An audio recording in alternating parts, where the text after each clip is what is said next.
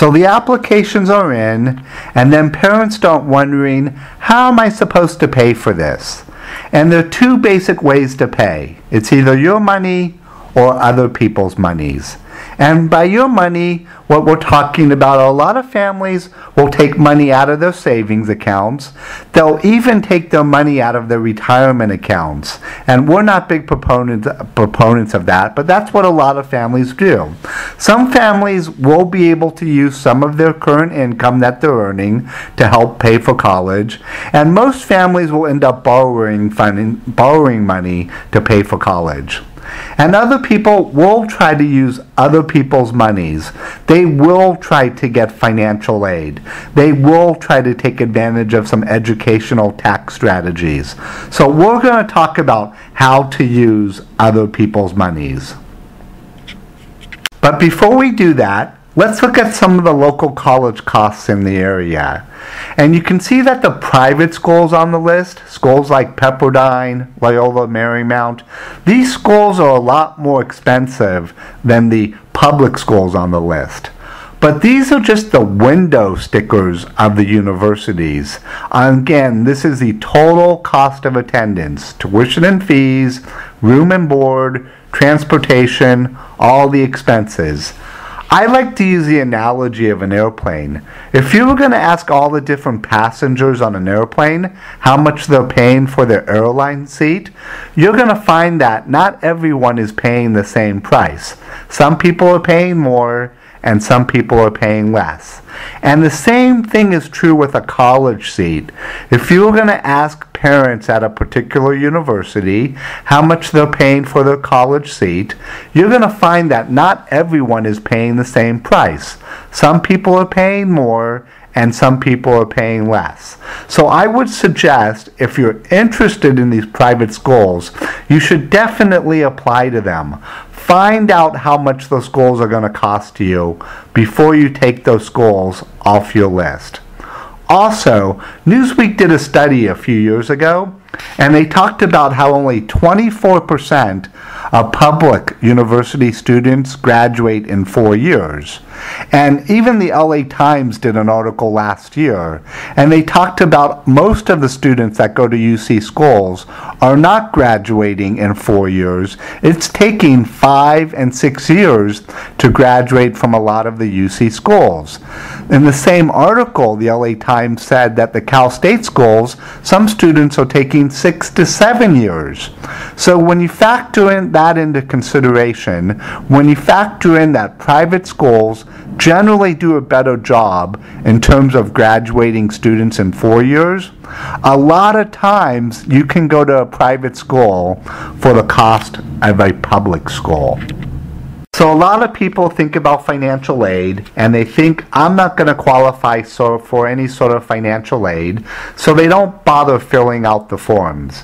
Well, there is one guarantee in financial aid, and that is if you don't fill out the forms, you're guaranteed not to receive financial aid. And that means you're guaranteed not to receive need-based financial aid. Most schools will not even offer you merit-based financial aid. You need to fill out the financial aid forms. And if for no other reason as an insurance policy, if you don't fill out the financial aid forms and something unforeseen happens to you, you're not going to be able to go back to that school and say, I lost my job, I got sick, something unforeseen happened to me. You need to fill out the financial aid forms to be able to go back to that school in case something unforeseen were to happen. Please fill out the financial aid forms. So there's two types of financial aid. There's need-based financial aid and there's merit-based financial aid. Merit-based financial aid is based on grades, students' GPA, class ranking, extracurricular activities. What else is merit-based aid based on? It's based on money. Consider if you were a financial aid officer and you had two identical students in terms of GPA, class ranking, grades, SAT scores, but one family, let's say, had $50,000 or $100,000 set aside in maybe a 529 plan or a mutual fund or a CD, and the other family did not have those assets set aside. Which family do you think is going to get a better merit-based award? From our experience, it's going to be the family that does not have money set aside to pay for college. Also, most families think to qualify for merit-based aid, a student needs to have almost a perfect GPA and a really, really high SAT score. And that might be true at some colleges, but there are a lot of colleges where you can have an average SAT score, an average GPA, and still be able to qualify for merit-based aid. Please keep that in mind. There's also need-based financial aid. Need-based financial aid is based on family income, assets, the type of assets, number of students in college, how old you are. There are about 131 questions on the FAFSA form that will determine if you're eligible for need-based financial aid. So there are two types of financial aid: need-based financial aid and merit-based financial aid. If a family does not qualify for need-based financial aid, you still might qualify for merit-based financial aid. And if a student, if you think he's not going to get any sort of merit, or she get any sort of merit-based aid, well, the family still might qualify for need-based financial aid. Colleges determine if my student is eligible. Well, here's the equation for need-based financial aid. You take the cost of attendance minus your EFC, your effective family contribution. The way you get to the effective family contribution is you fill out what's called the free application for federal student aid, or the FAFSA form. So in this example, you take the cost of attendance, $20,000, minus the EFC, that would be $12,000, and that will give you your financial need of $8,000. If you are fortunate to receive a private scholarship, that will actually reduce your need-based financial aid. In this example, down to $6,000. So, how do you apply for financial aid? You need to fill out what's called a free application for federal student aid, or the FAFSA form. And this form is somewhat similar to the income tax form that you would fill out on your income taxes. And I know a lot of people go to a professional to have their income taxes filled out. And you should probably also do that with the FAFSA form. You probably should go to a professional who specializes in filling out the FAFSA form. And the reason why are there are a lot of legal and ethical strategies that you can take advantage of to lower your effective family contribution, and you want that number as low as possible. Some schools also require the financial aid profile. There are about 300 schools that require the financial aid profile form as well. Some colleges also have their own institutional forms, and there could be other forms as well. Please keep this in mind. All these forms do need to be filled out consistently.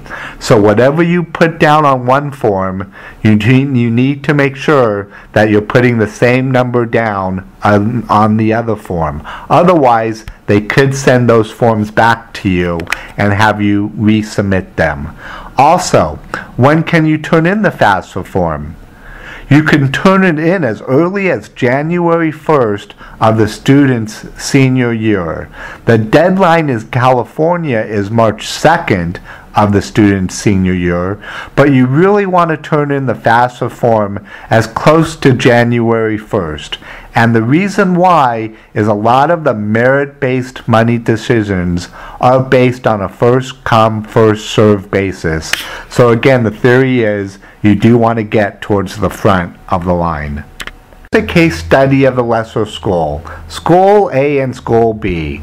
And let's say School A is a private school costing $35,000, and let's say School B is a public school costing $20,000. And after you fill out the FAFSA form, you are getting an effective family contribution of $10,000. So what that means on the private school, your financial need would be $25,000, and on the public school, your financial need would be $10,000. And let's say the private school, School A, met 100% of financial need. Not all schools will meet 100% of financial need. It's very important to know how much financial need is met on average at schools that you're applying to. But let's just say in this case 100% is met. And of that 100%, 80% would be gift aid and 20% would be loans, self-aid. And let's see at the public schools generally don't have as much money to give as private schools, so they'll only meet 60% of the need. How much would you actually pay at each school? Well, at the private school, you basically would be paying $10,000. You received $20,000 in free money and $5,000 in loans. At the public school, you would be paying $10,000 plus the unmet need of $4,000, so your total cost would be $14,000.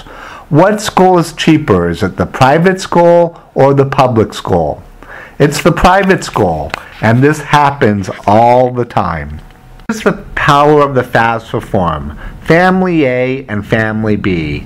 And you can see that Family A and Family B, same income, same savings accounts, but one family, after filling out the FAFSA form, got an effective family contribution of a little over $19,000.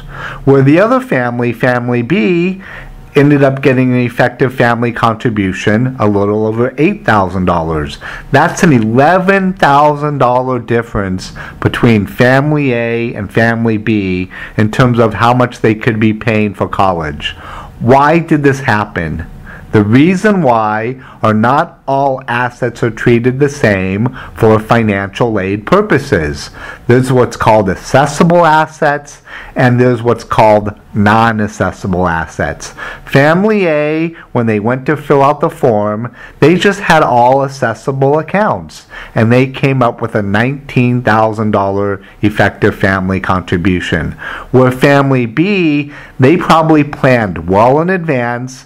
They might have started having their assets in accessible accounts, but maybe they repositioned some assets, they took advantage of some other strategies, and they were able again to lower their effective family contribution down to $8,000. That could be a $40,000 savings in terms of how much Family A would pay for college versus how much Family B would be paying for college. And that's not even the whole story. Let me tell you the rest of the story. Family A probably also picked the wrong schools to apply to, meaning they pick schools that do not meet 100% of financial aid.